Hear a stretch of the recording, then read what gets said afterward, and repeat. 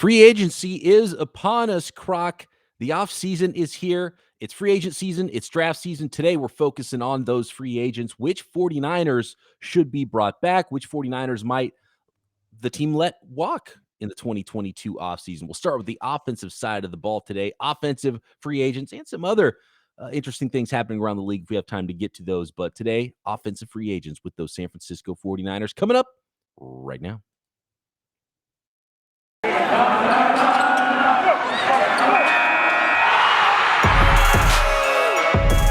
You are Locked On 49ers, your daily San Francisco 49ers podcast, part of the Locked On Podcast Network, your team every day.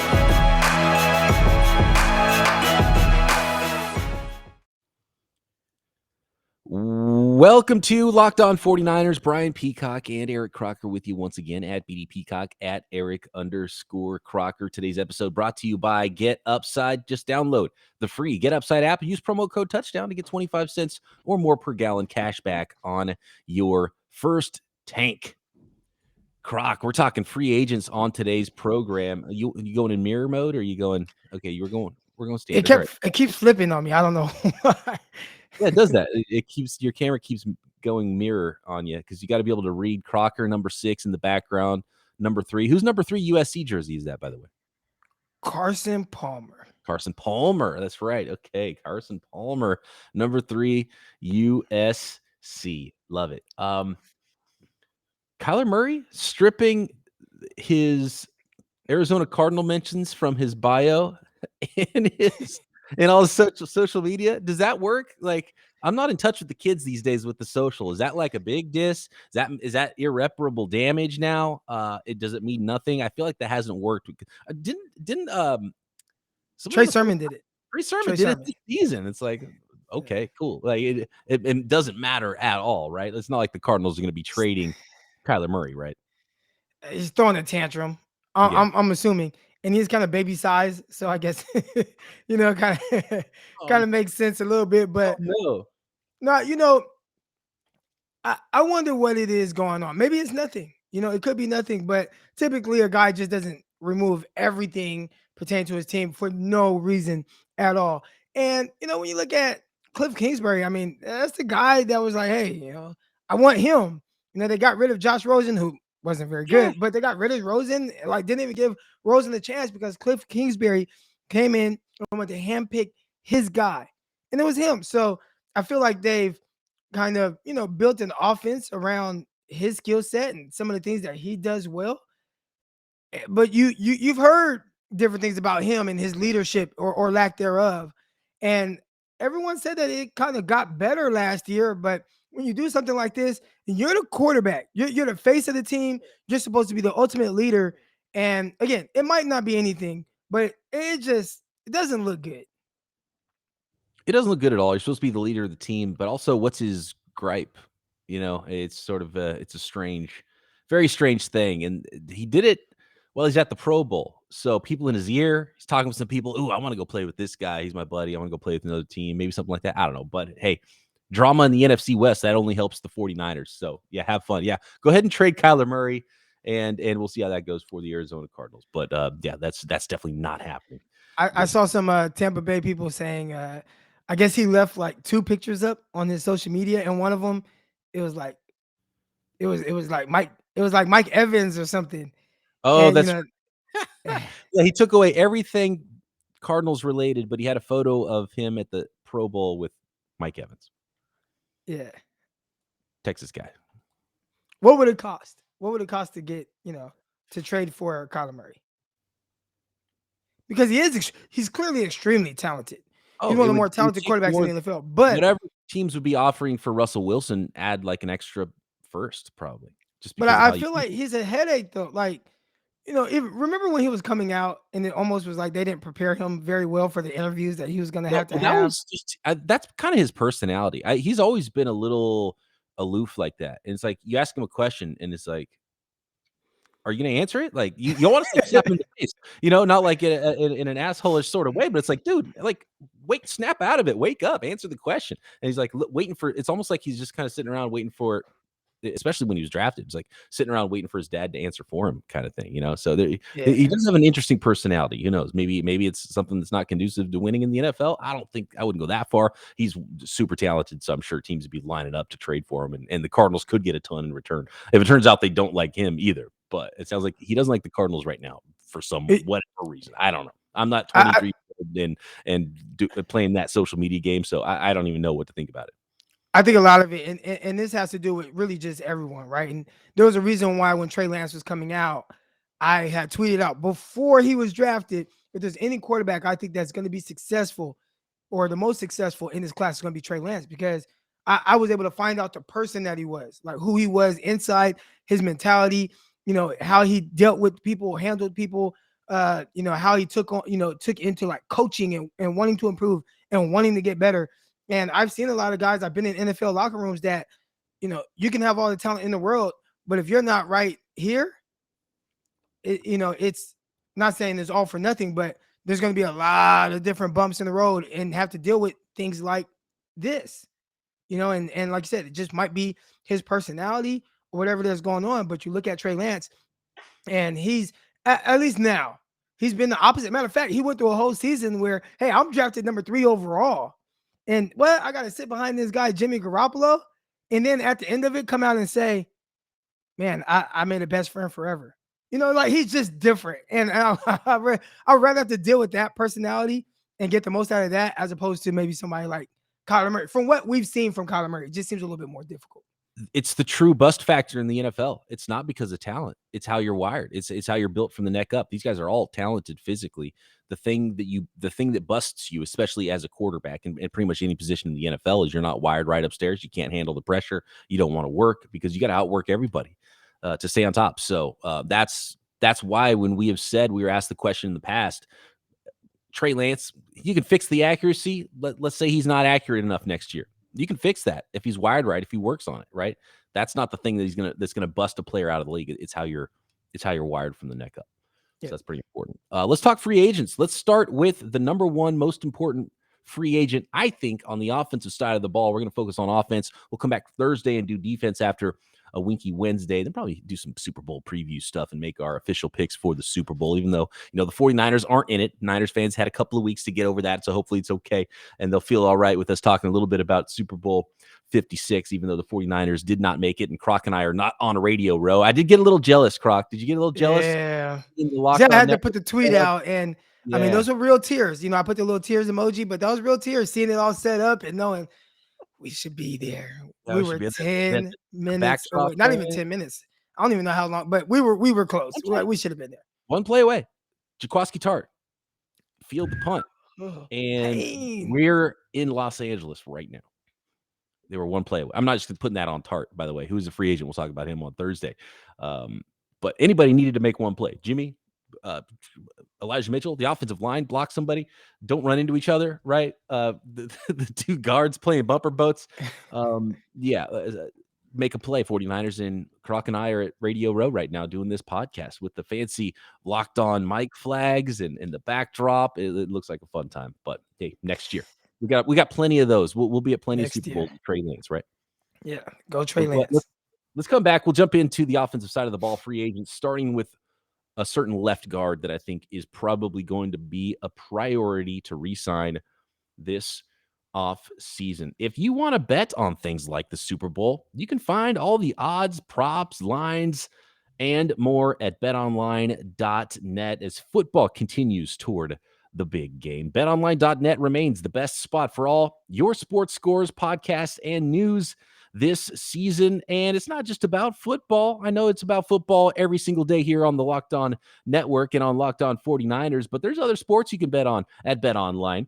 Up to the minute info, pro and college hoops, in-game stuff, NHL, boxing, UFC, live real-time updates of current games and casino games as well. So you can bet on a game, then go play some poker or blackjack and come back and check on your winnings from the sport and game you bet on at betonline.net. Don't wait to take advantage of all the new amazing offers available for 2022. BetOnline, where the game starts.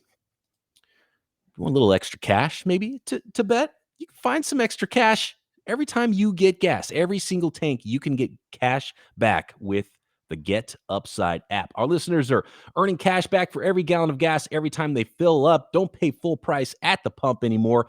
Get up to 25 cents or more per gallon on your first tank with promo code Touchdown and the Get Upside app. Just download the app for free. Use promo code Touchdown for that 25 cents or more per gallon.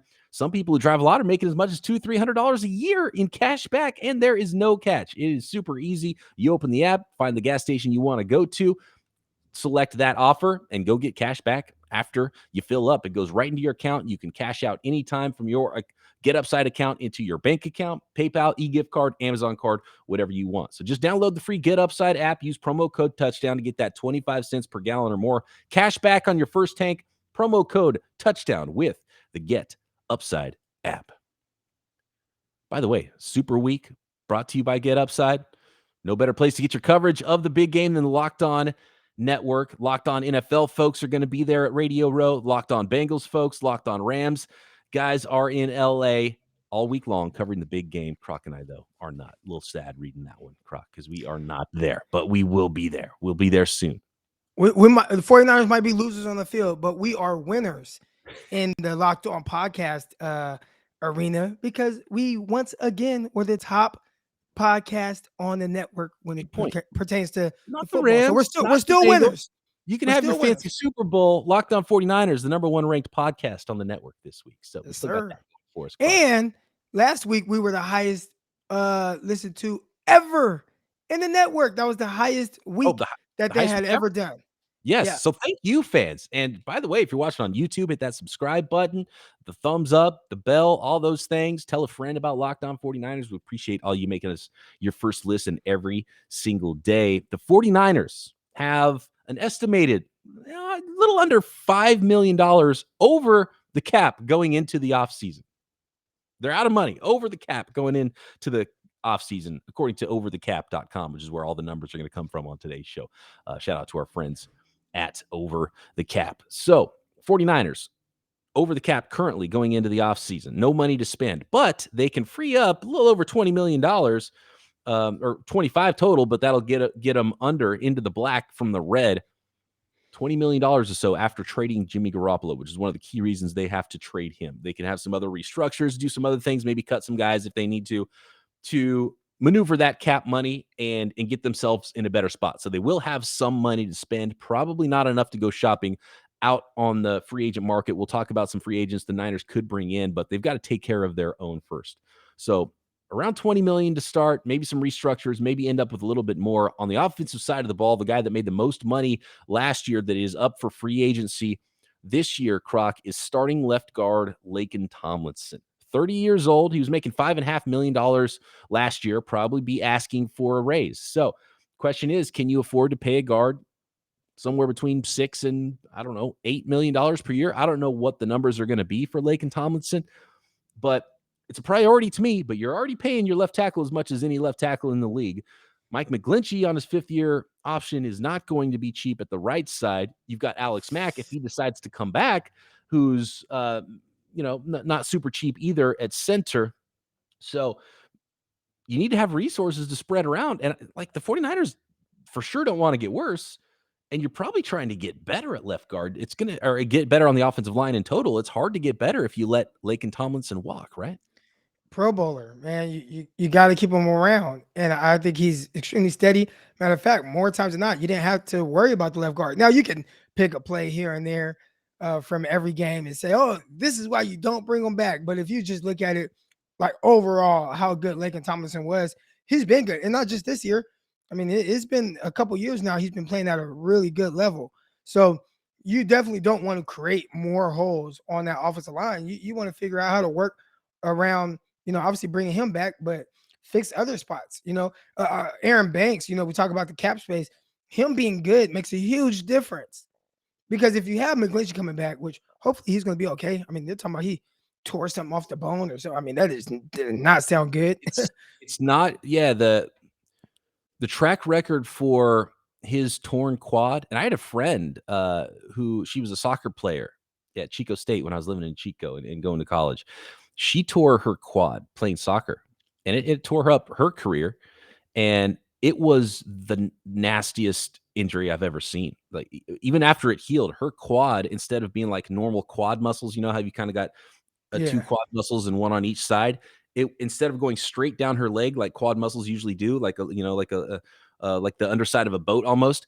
It went like this, and then where it was torn in the middle went down and then came back. It was almost like it's like it doesn't heal back like this. It healed back with like a hole in the area where it was torn. It was pretty crazy. Oh yeah, that it doesn't It's sound like very ideal. So no, that's it's big. injury.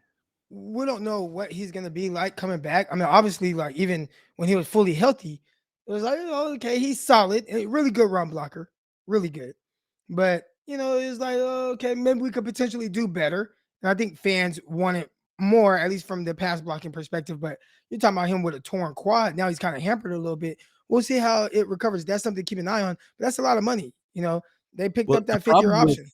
the fifth-year option was already picked up, so you can't Right. undo. So it's guaranteed now. They changed the way because it used to be you would pick up the fifth-year option, but you still had time to Still had cut the time. player before the next year came around, before the new league year started or whatever it was. But now once you pick up that option, it's guaranteed. So they're locked into Mcglinchey and hoping they're going to get him back. So they have to have some reserves at right tackle, and Tom Compton is probably first of all a free agent, and is he going to be your first choice to be the backup there? Is it going to be Jalen Moore? Do you need Jalen Moore to be the left guard if Laken Tomlinson walks? And look, Mike McDaniel think he's going to be offering some money to Laken Tomlinson. They need to fix their offensive line in Miami. So Offensive line in the league, and yeah. they have, from my understanding, plenty of money. Daniel Brunskill, also a free agent, but he's a restricted free agent, so that makes it much more likely that he'll be brought back by the 49ers. So there could be some problems if Laken Tomlinson goes and Alex Mack decides to hang him up and Mcglinchey doesn't recover from his quad. Niners could be in trouble up front. So I almost think they have to sign Laken Tomlinson because Yeah. the depth that they already have, and they need to add more depth and probably draft another player or two for the offensive line. Those guys need to be ready to plug some other holes that the 49ers could possibly have at center and right tackle. So you don't want to create a new hole at left guard. So Laken Tomlinson to me is a big priority. And here's the number that really tells the story for Laken Tomlinson. He may not be the best left guard in the league, but he's pretty darn good. The Niners have been so solid on the left side with he and Trent Williams and with Joe Staley before him. 100% of the snaps. How many snaps did Laken Tomlinson play? 100%. Every single snap. That's the dependability. That's what you need at left guard. That's what Laken Tomlinson is. And you look down the list at some other big free agents for the 49ers, none of them played close to 100% of the snaps. So pretty important there. Very important. Raheem Mostert.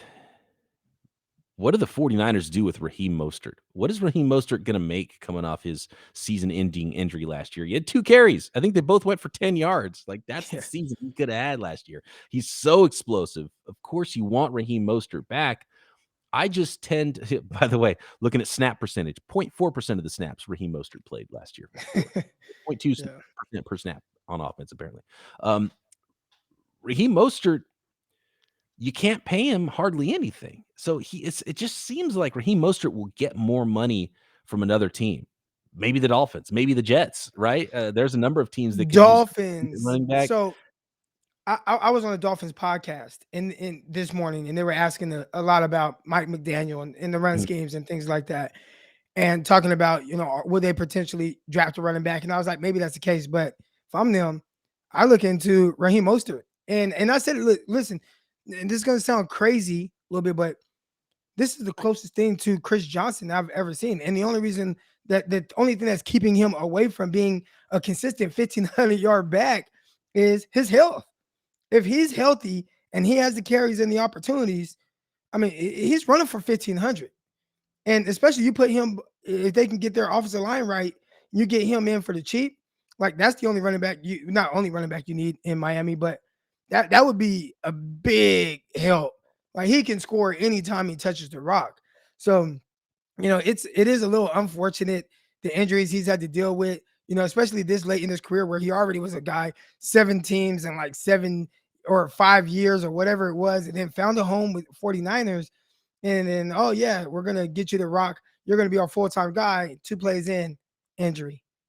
Can you imagine if 49ers had him all season as well as Elijah Mitchell and using Mitchell as more of a spell guy? Like, I mean, that would be ideal.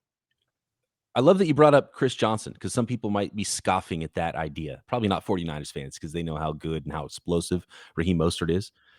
Raheem Mostert's career yards per carry, 5.7 career yards per carry, which is astronomical. Chris Johnson's career yards per carry is 4.5, which is also really good for a guy who's, had a 10-year career.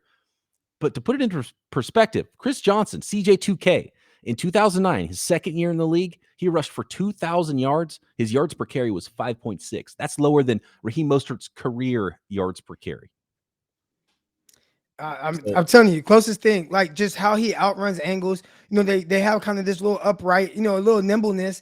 I think Chris Johnson had a little bit more shiftiness to him, but I thought Mostert started to really kind of take that on the more comfortable he got carrying the rock. He was just getting better and better. And then, I mean, we saw it the first 2 carries for the 49ers this year, 2 carries, 20 yards.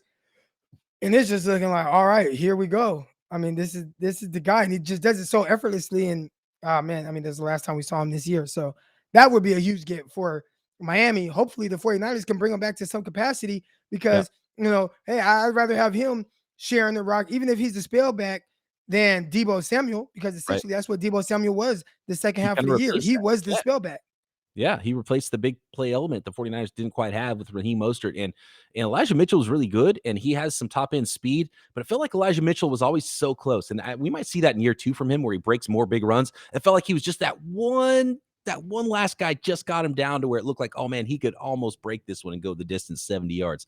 And he broke a lot of tackles, so don't get me wrong, but it was always just one little move, one broken tackle maybe away from breaking the big run multiple times this season. So maybe there's more there from Elijah Mitchell too. So essentially with Raheem Mostert, you just can't spend that much at running back when you've got a good young starting running back. So you have him a dollar amount, which is probably less than the 2.9 million that he made last year, which seems like he should be able to get it somewhere in the free agent market more than what the 49ers should be willing to offer. And the 49ers shouldn't go crazy spending money on Raheem Mostert, in my opinion. My man. But I like Raheem Mostert. He is a difference maker. Player. Yeah. And I think it was Kyle Shanahan that talked about how, there were some plays that he couldn't call because he didn't have Raheem Mostert. There were things that were specifically for him. And again, I can't put enough emphasis on what he does to a defense. Like the way he changes your angles, I mean, it just blows by him. And a lot of people be like, oh, I mean, yeah, that was a good run by him, but look at this DB's angle. Like, it's terrible. And it's like, he's the reason for the bad angle. Outruns the angles. You can't get an angle on Raheem Mostert. And if you're trying to run wide zone, there's nobody that presses the edge with more explosiveness in the NFL right now than Raheem Mostert. So I wouldn't be shocked at all if he ends up a Miami Dolphin. Next, another free agent running back for the 49ers and the rest of the offensive free agents. Who should they bring back? Who should they let walk? With the ever-increasing numbers of makes, models, it's now impossible for your local chain store, your local chain auto parts store, to stock all the parts you need for your car or truck. So why endure that? Why endure the often pointless and seemingly intimidating questioning about your vehicle? Sometimes you don't really even know all the answers. You need someone that are pros like rockauto.com to lead you through it and find the exact part you need, which they will have in stock, an unbelievable selection at rockauto.com. And you're at the counter at an auto parts store. There's a guy looking at the screen. You don't know what he's looking at. And they maybe only have one part, and then they still got to order something anyway. So why not just take care of it yourself? Go to rockauto.com. You've got that computer in your pocket, or your desktop at home. Why don't you go take care of that business yourself? Save time and money with Rock Auto. Don't spend that 30 to 50%, 100% markup at your chain auto parts store. Go to rockauto.com right now. See all the parts available for your car and truck. And yes, they do have it because there's nowhere that has a bigger selection. Also, locked on in the How Did You Hear About Us box so they know we sent you. rockauto.com, amazing selection, reliably low prices, all the parts your car will ever need at rockauto.com. Here's a good question. So if you don't re-sign Raheem Mostert, do you need to throw a few bucks at Jeff Wilson, who's also a free agent, and he didn't make that much less than Raheem Mostert last year? Raheem Mostert made $2.9 million. Jeff Wilson was at $2 million, a little over $2 million. So if you're going to sign a free agent running back, might as well throw a couple extra bucks at Mostert, let Wilson walk. Do you think Mostert makes that much more than Wilson? They both have injury histories, or do you just let them both walk? I would throw an offer at Mostert. Jeff Wilson, who I love the way he runs hard, but I don't think he does anything for me in the sense of I have to have this running back. So definitely, I mean, Mostert, you get an offer, nothing too crazy. We'll see if he bites, but Jeff Wilson, nah. And I like Jeff Wilson, but nah. I like Jeff Wilson too. It kind of depends. You just put a number out there that's pretty low, and if you can get him back at those numbers, then you sign him. And if not, then you have to be prepared to let some guys walk because of the cap situation for the 49ers. And look, you've got two young rookie or second-year running backs now. You've got JaMychal Hasty. You've got 9 draft picks. You can draft a couple other late-round picks and keep that spending low at running back. If there's a place they could save some money, running back should be that place. But you definitely check in with Raheem Mostert, see if you can do a sweetheart deal with him, see if, he wants to stay in the Bay or something like that. Get that done. Otherwise, you have to be prepared to let some of these guys walk. So right now we're on Laken Tomlinson as really the priority on the offensive side of the ball for the 49ers if they are going to spend any money on in-house players. How about Ross Dwelley, who was an unrestricted free agent for the first time in his career? $1.6 million last year. Do you go to the draft and hold on to Kittle and Warner, then just go back to the draft maybe? They signed Jordan Matthews this offseason to a contract next year on the very cheap. So Ross Dwelley, couple bucks, let him walk. Do you think he's going to get money elsewhere? I keep coming back to the Jets and the Dolphins. With those coaching staffs that have left the 49ers, I just feel like it's going to be a good landing spot for a lot of these guys and better cap situations to sign some of the free agents that the 49ers probably shouldn't be spending extra money on. I think if you are Mike McDaniel, it helps to have guys come in that understand the offense and can actually help, if maybe he's saying things a certain way, but have that guy that's like, listen, man, this is how you do this. And I think Dwelley is one of those guys. As far as the 49ers, I don't think he moves the needle enough for me. I feel like he had a lot of opportunity and he's been on the team long enough, but where was he? Like second half of the season, like he wasn't utilized at all. So is he a guy that I'm going to want to go out there and spend, $1 million+ on? I would say no. I feel like you can go in the draft and find a Ross Dwelley. Again, there is that learning curve, but just having a guy where you'd be like, all right, we got George Kittle. This is going to be your responsibility your rookie year. I need you to do X, Y, Z. And, get a guy to, kind of understand at least that part of it. I think you're fine. So, I mean, there's a guy who was Cole Turner out of Nevada, 6'6", like 255-pound tight end who, could do some things, blocking, receiving. Actually, there were a few good receivers. There were a few good tight ends at the Senior Bowl. I mean, I would go that route. And there's not that special tight end really in this class. Not like that. Not to that extent. I feel like there's several guys, especially with the 49ers getting more draft capital coming back to them. You can spend a 5th round pick on a tight end that'll give you more than Warner. And I said that Warner kind of took over Dwelley's spot. We saw Warner in there a lot more, not really pass catching, but just being utilized way more than Dwelley. So yeah, you let Dwelley walk. Yeah, Warner passed him up. I don't think you are in the position to spend money on tight end 3. You've got Jordan Matthews coming back. Throw even if it's a 7th round pick, bring in some more competition for Warner, some competition for Jordan Matthews, a tight end 4, a tight end 3. Who knows? Maybe it becomes a tight end 2. Who knows? Maybe you draft the next George Kittle in the 5th round, right? 49ers have done that once. So a possibility, definitely not a priority to spend money on your 3rd string tight end in Ross Dwelley. Mohamed Sanu, and by the way, I'm just going in order of what their salaries were in 2021. Mohamed Sanu made about $1.1 million, which is not a lot. I think that might be pretty close to the veteran minimum. I think $900,000 is still the veteran minimum, although it depends on how many years of service you have. Yeah, how many years. Yeah. But basically, close to minimum for someone that's been around as long as Mohamed Sanu has. He's 32 and a half years old. The Niners got to get faster at wide receiver, I think, right? And with Jawan Jennings kind of taking over that bigger bodied wide receiver role, again, it's another position where, look, bring guys back at the minimum. That's already what he was making. Sure, bring him into camp, but you're probably not spending money on a free agent wide receiver, whether it's an in-house guy or an outside free agent, right? Yeah, I'd actually maybe look to bring him back a little bit just because this receiver group, I don't like it. There are a lot of people that don't think that receivers a need for the 49ers. I gotta disagree. Like I I feel agree. like you got Debo, who they use at running back as well. You got Ayuk, who hopefully he continues to come along. And then outside of that, I know there are a lot of people really high on Jawan Jennings. I think he's okay. Yeah, Like he's right where he should be, wide receiver 3, maybe wide receiver I 4, think he's right? more wide receiver 4. Right. So I kind of feel the same way. He's a guy who can get open, make some catches for you. He's not a dynamic playmaker. If you want that big slot option, maybe you get another guy who's wide receiver slash 3-4, who's more of a smaller jitterbug with speed slot option who can return kicks to compete with him. Then you have Debo and Ayuk. But look, Debo's going to get used at running back more and more.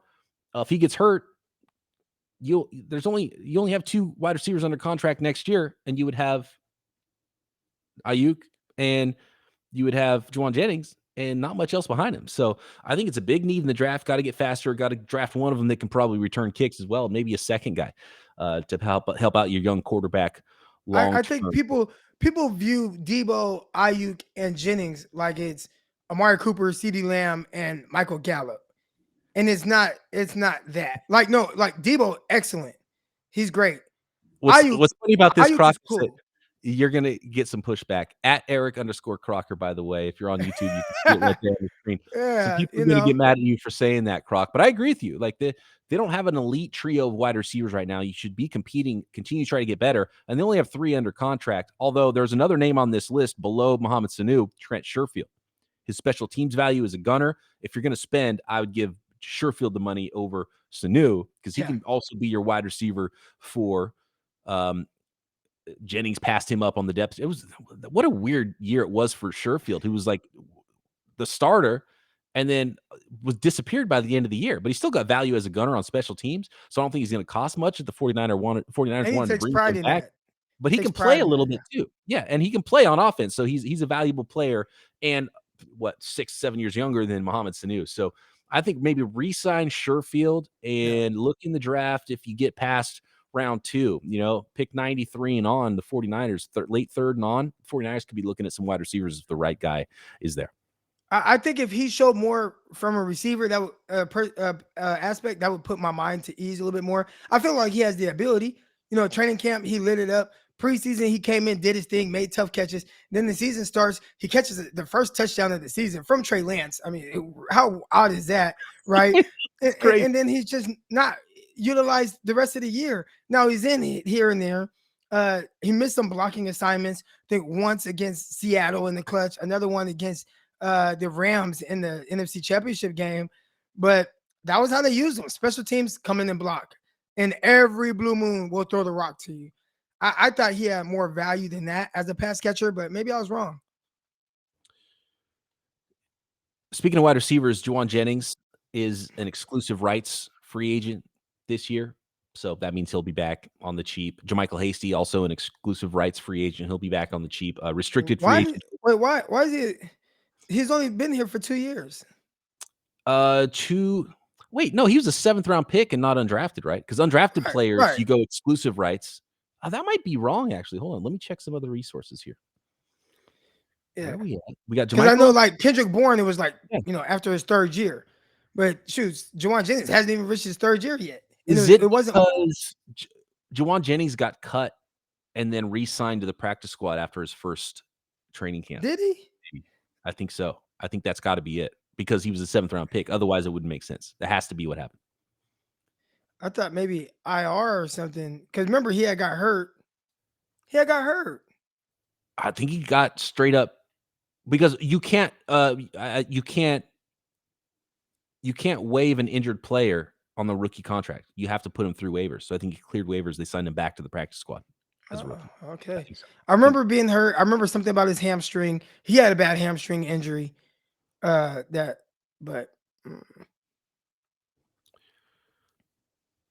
So right now, if we're putting them in order, Tomlinson 1, Raheem Yes. Mostert, you make a call, see if you can get him on the cheap. And then third, maybe Trent Sherfield, just to make sure you have a veteran wide receiver who can play on offense, and he also has special teams value. Yeah. But I mean, to give people, there's a lot of like the core group on offense is coming back. You got your starting running back Elijah Mitchell coming back. Still likely have a Jermichael Hasty. So there's two backs there. You just want to add a couple guys to that group, free agents, draft, whatever it is. Your again core group of receivers, as well at least Debo and Ayuk. You got George Kittle coming back. You got Trent Williams. You got Mcglinchey, as long as he's healthy. Alex Mack. So I mean, there are a lot of guys coming back. Like so, it sounds if you prioritize these guys, I think that just helps with some depth. One more name that we skipped over when we were talking wide receivers, and you bring up Mcglinchey. Tom Compton is an unrestricted free agent. Oh yeah. Started some games for you this year. You have to have insurance for Mike Mcglinchey. I would hope on paper that you're able to re-sign Laken Tomlinson and that Jalen Moore, fifth rounder from last year, could be your swing tackle. And he would be the one that would fill in because I thought he might be the one that would fill in this year after Mcglinchey went down. They went with the veteran Tom Compton. Started poorly for Compton. He got better as the season went on and then was bad again at the last couple of games of the playoffs, got beat a lot. Do you let Compton walk or do you need that security knowing that you have a guy who started some games and you're not sure where the development level is for Jalen Moore? And after that, who's your right tackle if those guys can't go? I think you let Compton walk, test free agency, see if he latches on somewhere. If he does, you roll with Moore. And all right, I got Moore, I got Mcglinchey, Moore. Like step your game up, bro. And Throw we another know draft pick in there. Kyle Shanahan will not be shy to have that conversation with him. He's all for kind of being very blunt and upfront with his players and letting them know where they stand. So Jalen Moore, like you have an opportunity. This should be what you want. An opportunity. You don't know what's going to happen with Mcglinchey. You got to Yep. step up. With all those draft picks to add depth, I think the 49ers are in a position where they have to play hardball with some in-house. McKivitz. McKivitz. I totally forgot about McKivitz. That's right. Yeah. So McKivitz has an opportunity to step up. Jalen Moore has an opportunity to step up. Those are guys they've drafted recently. You have more draft picks to add depth. You got to stay cheap. You got to keep drafting and developing talent. I think that puts the 49ers in a place where they have to play hardball with some guys and they can't nickel and dime themselves to death just for veteran players and veteran depth that they're hoping aren't going to have to play a lot. So they have to play some hardball, let some guys walk and at least test free agency. And maybe those guys come back and they're like, okay, I want to stay for this, low offer that you guys are offering us. And maybe even that lasts all the way until training camp before they re-sign someone like Tom Compton and bring him back if he hasn't found a home yet. So some hard decisions to make, but I think only a couple players that are really important that are upcoming free agents. So I know a lot is made about the 40 free agents the 49ers have. I don't think it's a dire situation. The 49ers have their core in place. And I think maybe some more important pieces on the defensive side of the ball in free agency for the 49ers to bring back. We'll get to those names on Thursday. Tomorrow, a Winky Wednesday coming up. I want to say thank you to everybody out there for making us your first listen every day. For your second listen, check out Croc doing Locked On NFL Draft. I'm doing the Peacock and Williamson NFL show every day right here on the network. It can be found on all of your podcast platforms. Croc and I back tomorrow right here, Locked On 49ers.